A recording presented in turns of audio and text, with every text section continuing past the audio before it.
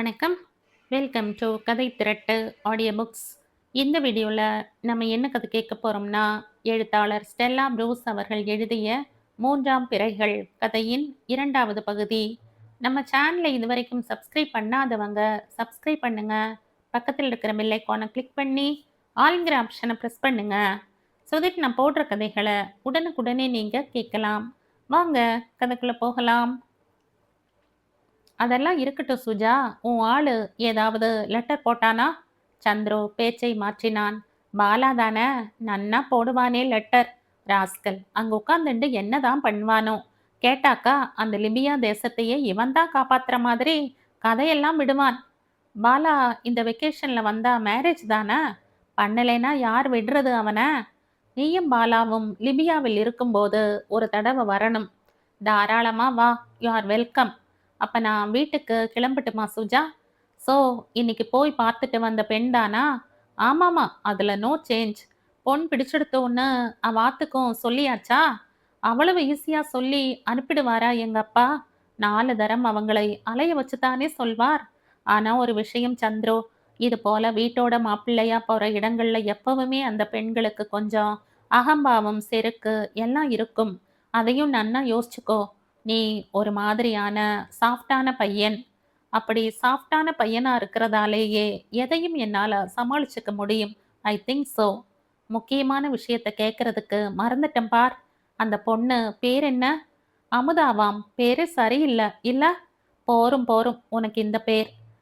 சரி Suja, getting late. Good night சொல்லிக்கிறேன் நான். நோ பாய், இன்னைக்கு நைட் எங்க ஆத்துல தோசை. நீயும் இருந்து தோசை சாப்பிட்ட அப்புறமா குட் நைட் சொல்லிக்க. One condition. சொல்லு. தோசை நீயே வார்த்து தரதா இருந்தா சொல்லு, சாப்பிடுறேன். No problem, please come. Then okay.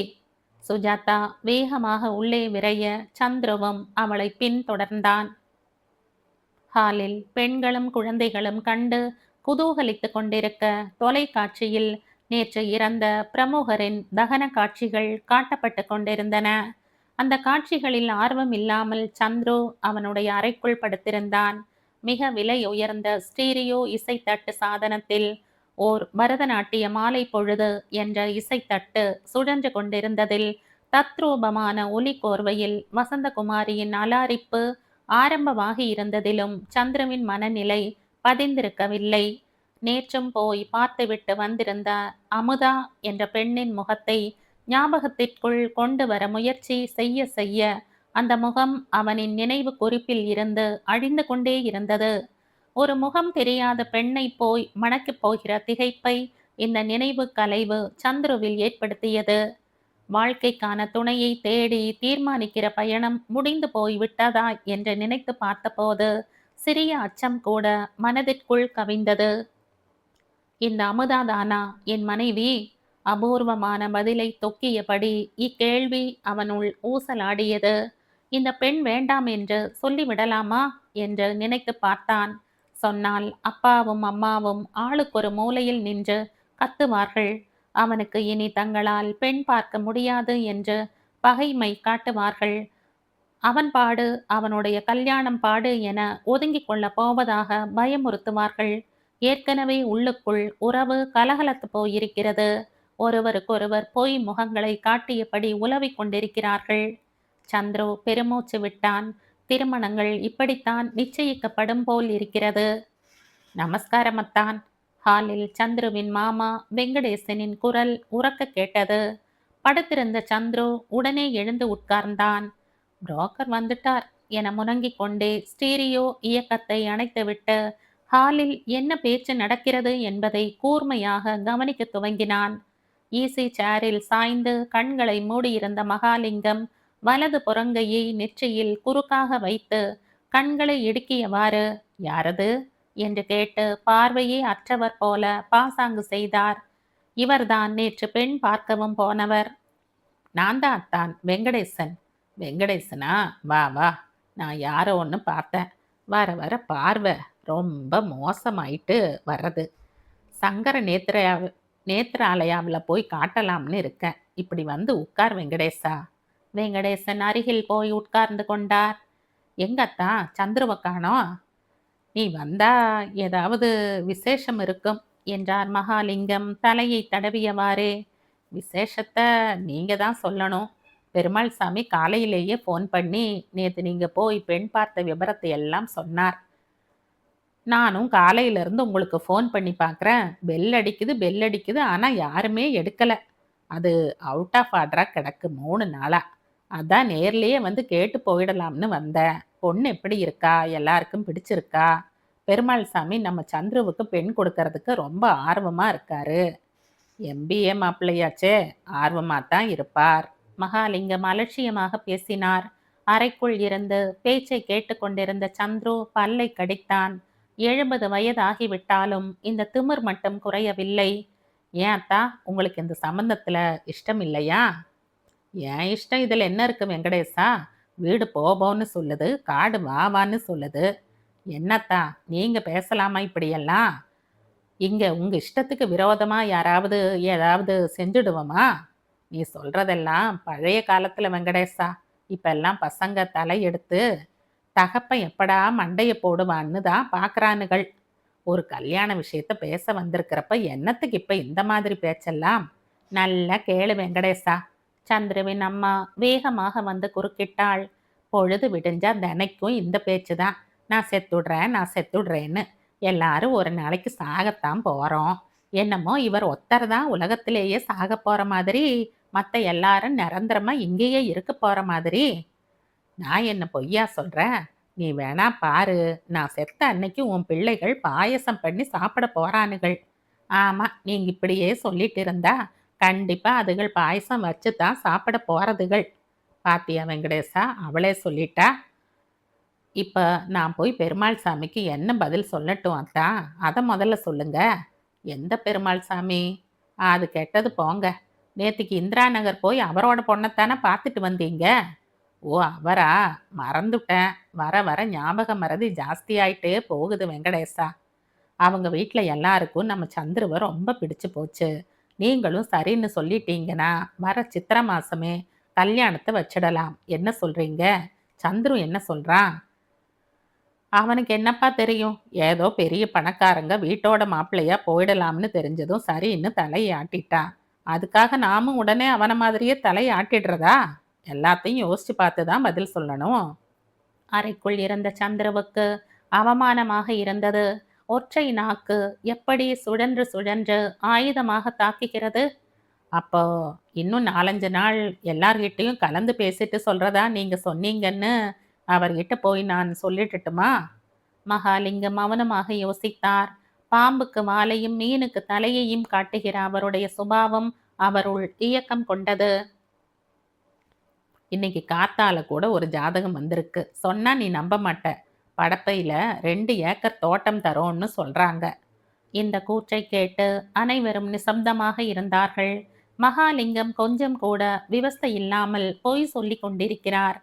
ஏயா இப்படி புழுகிறேன்னு கேட்டு குரல் எழுப்ப முடியாத துக்கத்துடன் அவர்கள் குறுகி போகிறார்கள். மகாலிங்கம் அந்த குடும்பத்தின் தலைவர். அவரை அவமதித்து விடக்கூடாது யாரும். மகாலிங்கம் தொடர்ந்தார்.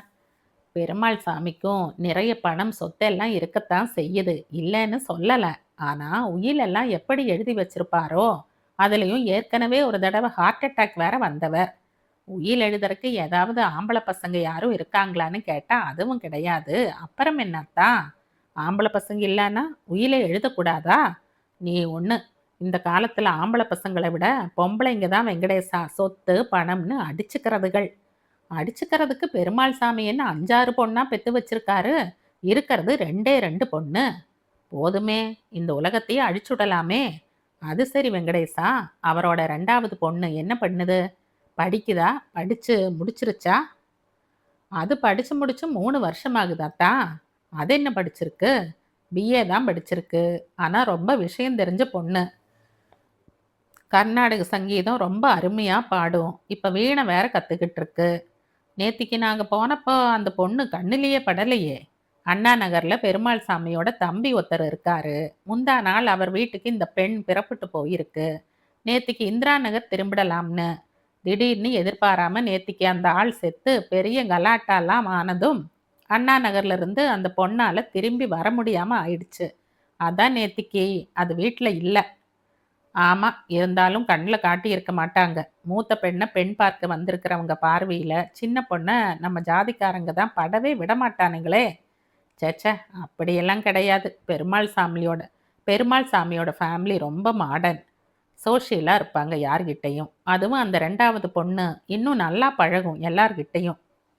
அப்போ நம்ம சந்துருவுக்கும் அவங்க வீட்ல நல்லா பொழுது போகும்னு சொல்ற. மகாலிங்கம் சுற்றி ஒப்புதலுக்கு சுற்றி வளைத்து வந்து விட்டார். பொழுது போறதா அதான் பெரிய விஷயம். சொத்து சுகத்தோட பொண்ணு வருது அதை பார்ப்பீங்களா? ஆனா ஒரு விஷயம் வெங்கடேசா, இப்ப சந்துரு வீட்டு செலவுக்கு மாசா மாசம் 2000 ரூபாய் தரான். கல்யாணத்துக்கு அப்புறமும் அந்த 2000த்துல ஒரு பைசா கம்மி பண்ணாம இங்க வந்தாகணும், தெரியுதா? அதையெல்லாம் தான் அன்னைக்கே ஒரு தடவை சொல்லிட்டேளே. ஞாபகப்படுத்த வேண்டியது என்னோட கடமை. அதை பத்தி எல்லாம் நீங்க கவலையே பட வேணாம். இன்னொரு முக்கிய விஷயம், மாப்பிள்ளை தான் எங்க வீட்டோட தானே வந்துட போறாருன்னு சாக்கு போக்கு சொல்லி நகையையோ சீர்வரிசையையோ குறைச்சிடக்கூடாது. 50 சவரன்னா 50 சவரன் நகை போட்டே ஆகணும். கூடுதலாவே ஒரு சவரன் போட சொல்லட்டுமா? சந்தோஷம். அக்கா, நீ எதுவும் கேட்கறதா இருந்தாலும் இப்பவே கேட்டுடு. எனக்கு என்னடாப்பா, சந்துரு நல்லபடியா குடியும் குடித்தனமுமா இருந்தா போதும். அவன் எங்க இருந்தா என்ன?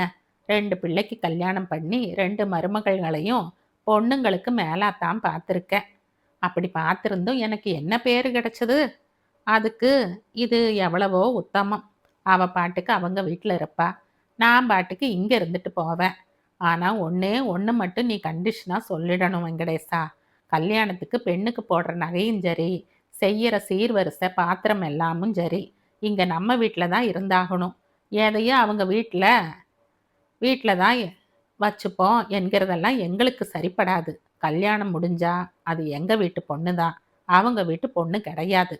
சந்துருவின் அம்மாவும் தன் பங்கிற்கு முன்மொழிந்து கொண்டாள். அவ்வளவுதானே, வேற ஒன்றும் இல்லையே? வெங்கடேசன் திருப்தியுடன் கேட்டார். நல்லாத்தான் கேட்குற வெங்கடேசா. டிவியில் வயலும் வாழ்வும் பேட்டி கேட்குறவன் மாதிரி. ஹை, அத்தாங்கூட ஜோக் அடிக்கிறாரு. பெருமாள் சாமியை மறுபடியும் நீ எப்போ பார்ப்ப வெங்கடேசா? மகாலிங்கம் கேட்டார். நாளைக்கு காலையில் அதுதானே முதல் வேலை. வேணாம் வெங்கடேசா, நாளைக்கே சொல்ல வேணாம். என்னவோ அவரோட சொத்துக்கும் பணத்துக்கும் நாம் வாயை திறந்துட்டு நிற்கிறதா ரொம்ப சீப்பாக நினச்சாலும் நினச்சிடுவார். அதனால் 4 நாள் போகட்டும், கொஞ்சம் இழுத்தடிச்சு சரி சொன்னாதான் நாளைக்கு நமக்கும் மரியாதை. நீங்கள் எப்படி சொல்கிறீங்களோ அப்படியே செய்கிறேன். எனக்கு என்னத்தான், இந்த பெண்ணு முடிஞ்சா போதும். படவா, உனக்கு இதில் கமிஷன் என்னன்னு தெரியல. சந்துரு இல்லையா? இருக்கா, உள்ள தூங்குறான் போல இருக்கு. அப்போ எல்லாருக்குமே இந்த சம்பந்தத்தில் திருப்தி தானே? பாரா, திரும்ப திரும்ப கேட்குறான். ஒரு தடவைக்கு 4 தடவை கேட்டுக்கிறது நல்லது தானே? அப்போ 4 நாள் கழித்து பெருமாள் சாமிகிட்ட நம்ம எல்லாருக்கும் பரிபூர்ண சம்மதம்னு சொல்லிட வேண்டியது தானே? பேஷா சொல்லிடு. இந்த திருமணத்தில் தனக்கு கிடைக்கப் போகிற கமிஷனை எண்ணிய உவகையோடு வெங்கடேசன் வேகமாக வெளியேறி கொண்டிருக்க தன்னுடைய அறைக்குள் கொஞ்சம் கலங்கிய கண்களுடன் நின்றான் சந்துரு. ஒரு வாழ்க்கை ஒப்பந்தம் கையொப்பம் இடப்பட்டு விட்டது. ஆழ்வார்பேட்டை சிபி ராமசாமி சாலையில் பிரம்மாண்டமான மரங்களின் மையத்தில் இயங்கும் அந்த தனியார் நிறுவனத்தின் விஸ்தாரமான மாடியறையில் நிர்வாக இயக்குனரின் தலைமையில் முற்பகல் 11 மணிக்கு துவங்கிய ஆலோசனை கூட்டம் சரியாக 1 மணிக்கு முடிவுற்றதும் அந்த நிறுவனத்தின் வெவ்வேறு பிரிவுக்கான உதவி மேனேஜர்களான சந்துருவும் சுஜாதாவும் ஆங்கிலத்தில் உரையாடியபடி வெளிஹாலுக்கு வந்தார்கள். லஞ்சுக்கு நீ வீட்டுக்கு தானே போற சந்துரு? சுஜாதா கேட்டாள். இல்ல, வீட்டில் அம்மா இல்ல, சித்தி வீட்டுக்கு போயிருக்காங்க. ஸோ வெளியில சாப்பிட்டுக்க வேண்டியது தான். நீ? நானும் இன்னைக்கு ஒன்றும் எடுத்துட்டு வரல. அப்ப நீயும் வாயேன், டிரைவின் போயிட்டு வந்துடலாம். கிளம்பு.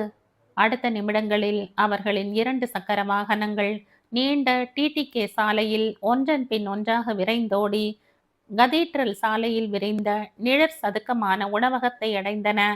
இசைவான இடமாக தேர்ந்தெடுத்து சந்துருவும் சுஜாதாவும் எதிரெதிராக உட்கார்ந்து கொண்டார்கள்.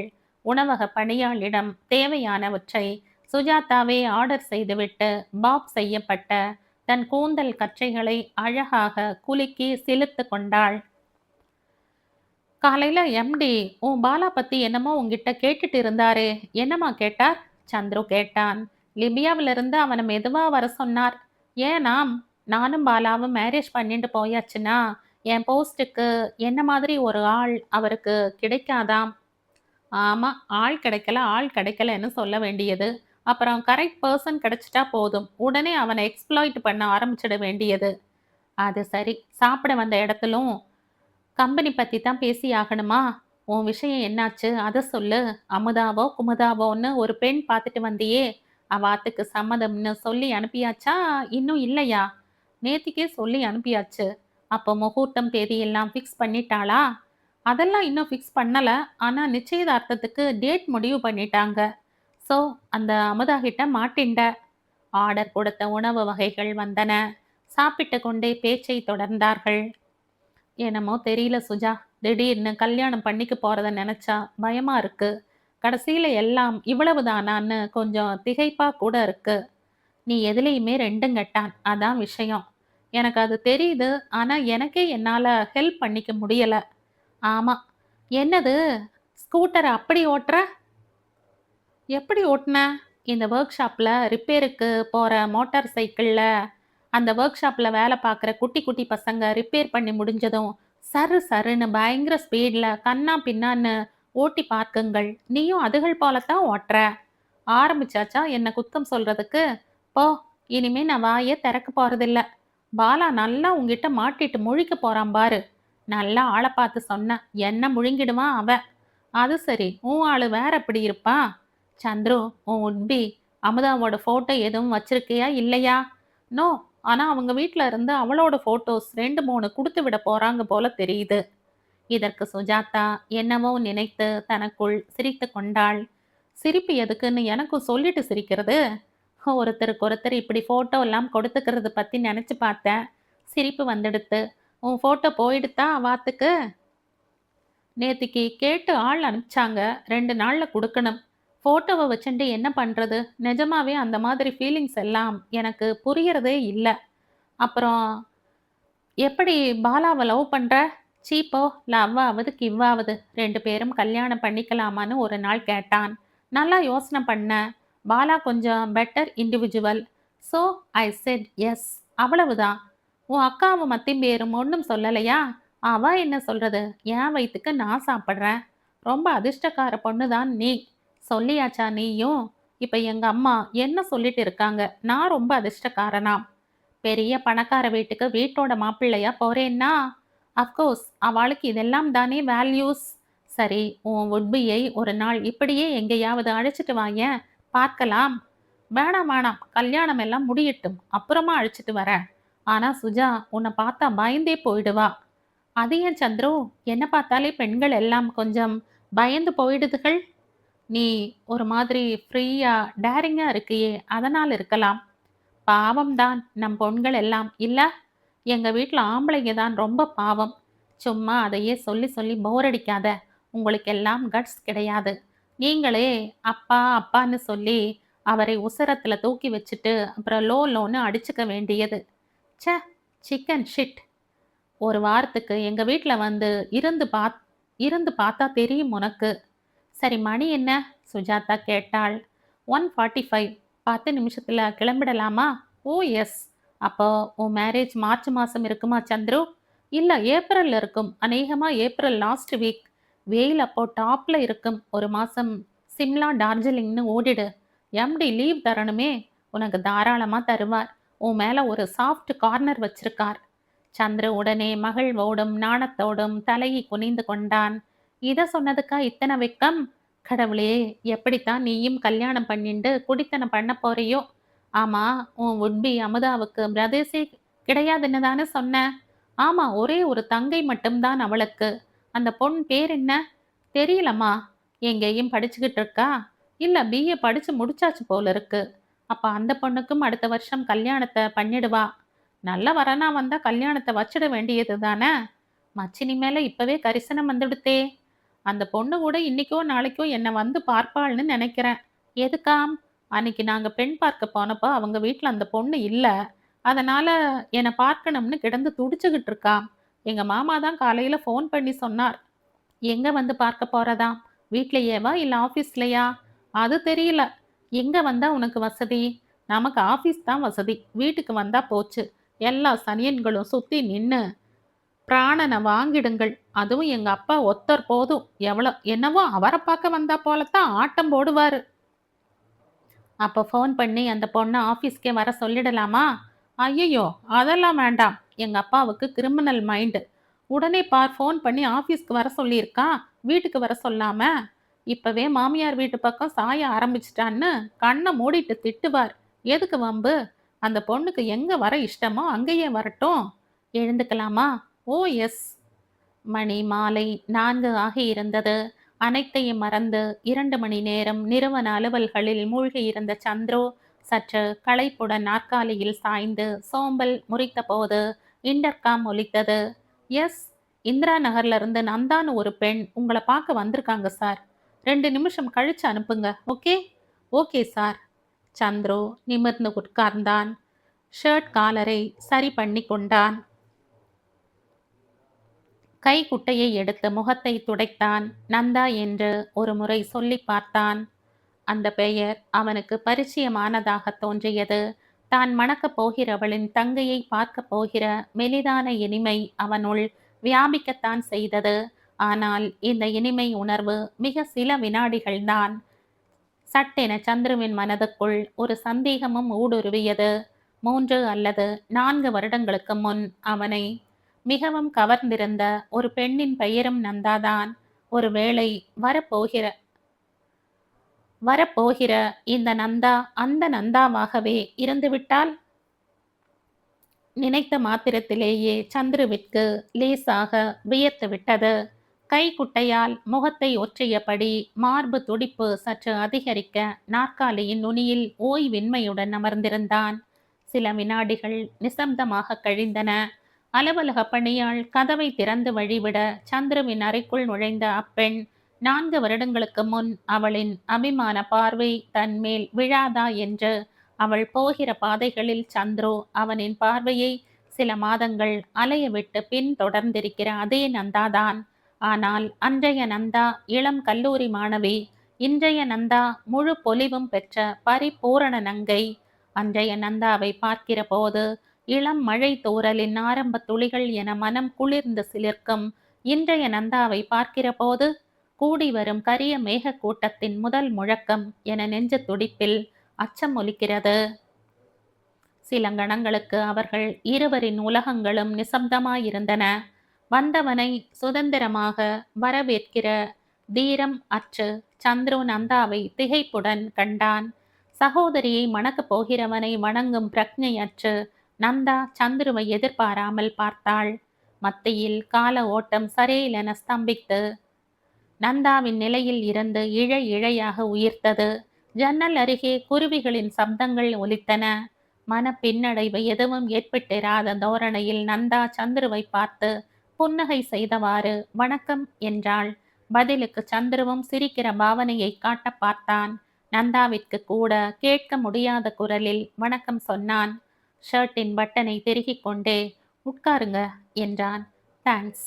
ஒரு பூ மலர்ச்சியின் விரிதலாக அவளை சுற்றி கொண்டிருந்த மொரமொரப்பான ரோஜா நிற பருத்தி புடவையை கண்ணியத்துடன் பற்றி கொண்டு சந்துருவிற்கு எதிரில் உட்கார்ந்து கொண்டாள் நந்தா. அவள் அமர்ந்த பின் தன்னுடைய இருக்கையில் அமர்ந்து கொண்ட சந்துருவின் முழங்கால்கள் லேசாக நடுங்கின. அவனின் மனமும் அவனுள் தலை குனிந்திருந்தது.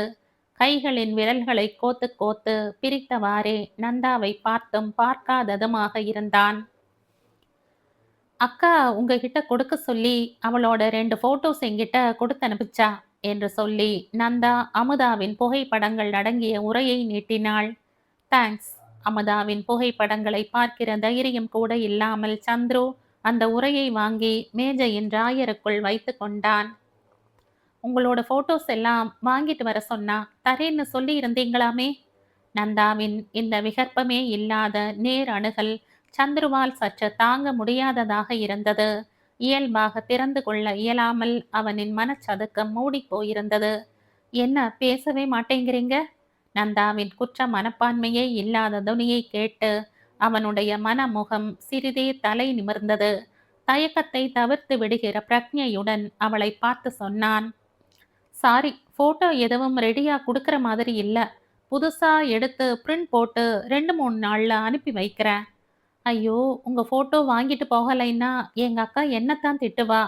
நந்தாவின் இந்த வெளிப்பாடு சந்துருவை இம்சை பண்ணியது.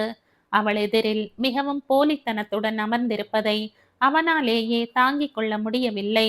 கல்யாணமும் வேண்டாம், மண்ணும் வேண்டாம் என எழுந்து ஓடிவிடலாம் போல் இருந்தது. கடந்த கால நினைவுகளை கடுகளவும் காட்டிக்கொள்ளாத நந்தாவின் இக்கண முன்னிலையை எதிர்நோக்க அவனுக்கு அவமானமாக கூட இருந்தது. நந்தா அவனுடைய புகைப்படத்தையும் இயல்பாக கேட்டுக்கொண்டிருந்தாலும் கூட அமுதாவுடன் தீர்மானிக்கப்பட்டிருக்கிற தன் விவாகத்தின் உறுதிப்பாடு சட்டென சந்துருவின் மனதிற்குள் சந்தேகத்திற்கு உரியதாக பலவீனப்பட்டு பெயர்ந்து கொண்டிருந்தது. சரி, எங்க அக்கா கிட்ட போய் சொல்லிடுறேன், நீங்க பேசவே மாட்டேங்கிறீங்கன்னு. பொய்யான பாவனையில் நந்தா நாற்காலியில் இருந்து லேசாக எழுந்து கொண்டாள். உடனே சந்துரு சிறிது சுதாரித்து கொண்டான். இன்றைய முதல் நிமிடங்களிலேயே தோற்றுப்போக அவனுடைய அறிவு அனுமதிக்கவில்லை. தனது MBA ஆளுமையை பற்றி கொண்டு இருக்கையில் சற்று இயல்பாக சாய்ந்து அமர்ந்தபடி நந்தாவுக்கு பதில் சொன்னான். இல்ல மிஸ் நந்தா, பொதுவாகவே நான் பெண்களுடன் பேச கொஞ்சம் சங்கோஜப்படுவேன். அவ்வளவுதான். உட்காருங்கள். என்ன சாப்பிடுகிறீர்கள்? ஏதேனும் ஐஸ்கிரீம் கொண்டு வர சொல்லட்டுமா? இல்ல, நான் ஐஸ்கிரீமே சாப்பிடுறது கிடையாது. ஜஸ்ட் ஒரு காஃபி தாங்க போதும். சந்துரு பஸ்ஸரை அழுத்தி பணியாளை வரவழைத்து 2 காஃபி வாங்கி வர சொன்னான். பின் நந்தாவை நேருக்கு நேராக பார்த்தான்.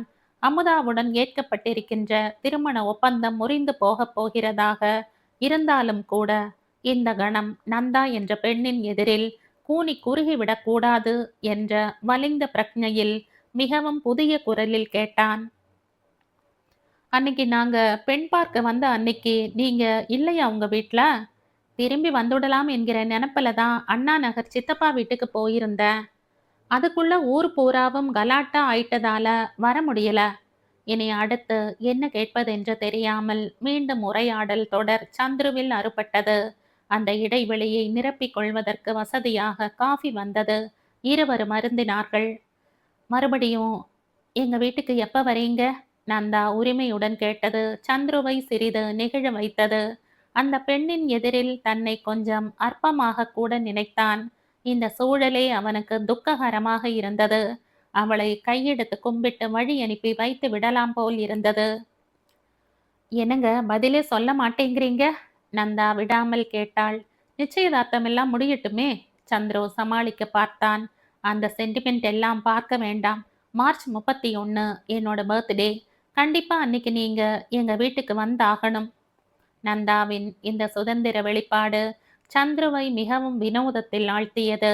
அவளின் இச்சுதந்திர நிலை உண்மையானது தானா, இல்லை தன்னை போலவே மனதுக்குள் தடுமாற்ற சுழற்சியில் இவளும் சுழன்று கொண்டிருக்கிறாளா? சந்துருவால் நந்தாவின் நிஜமான நிலையை நிச்சயமாய் அனுமானிக்க முடியவில்லை.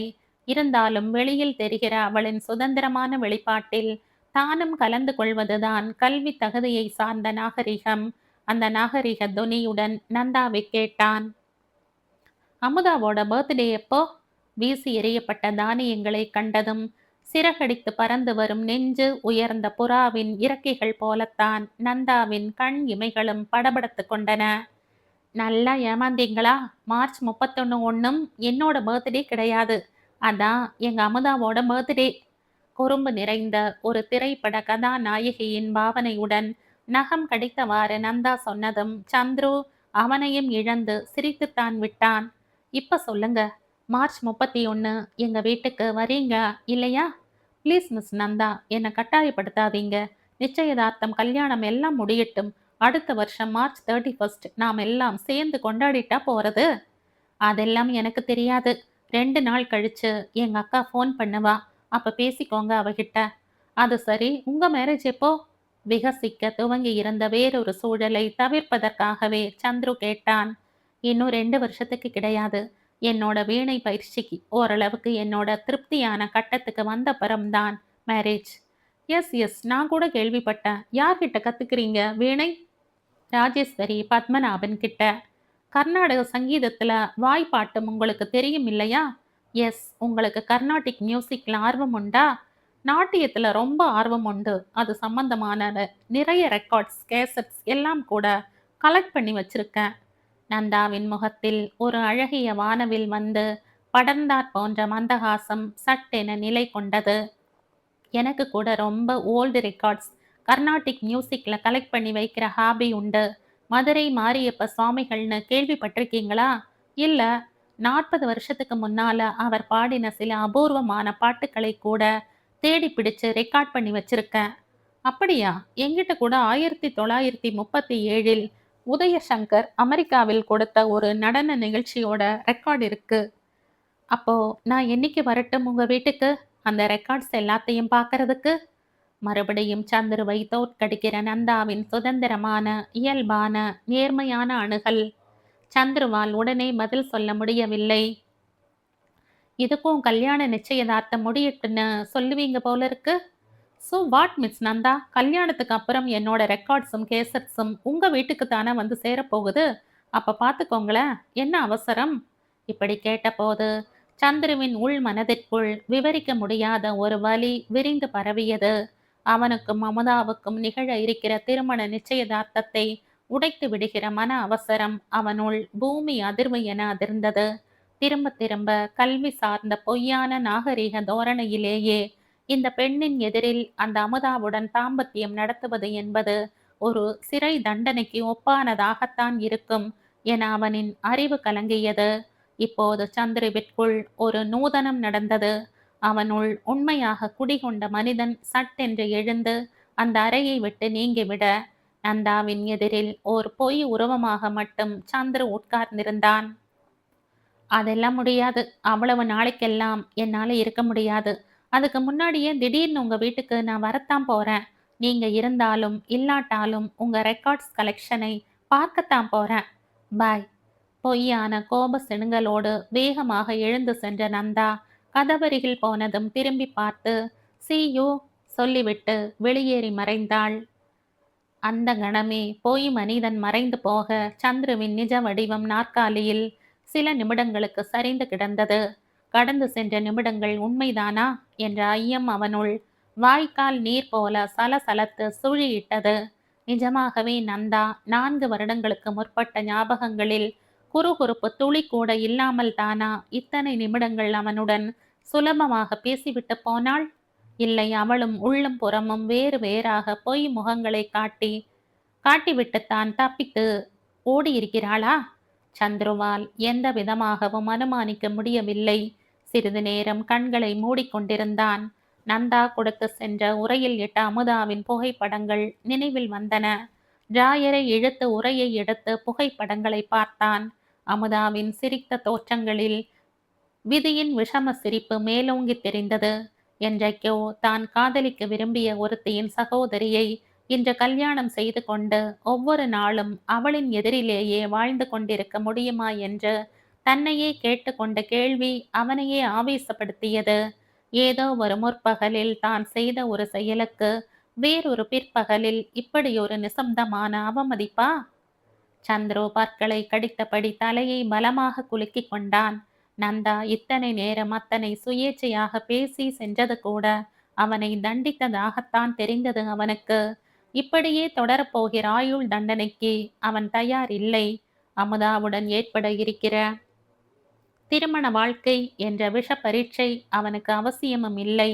இன்டர்காமில் சுஜாதாவை அழைத்தான். என்ன சந்துரு, வீட்டுக்கு கிளம்பிட்டியா? தோ கிளம்பிண்டே இருக்க. எனக்கு ஒரு ஹெல்ப் பண்ணணும் சுஜா. நீ விஷயத்த சொல்லு. இப்ப நீ உடனே கிளம்பி டிரைவின் போ, எனக்காக காத்திரு. நான் 10 நிமிஷத்துல வந்துடுறேன். சுஜாதா சில வினாடிகள் தயங்கிய பின் கேட்டாள். Anything wrong?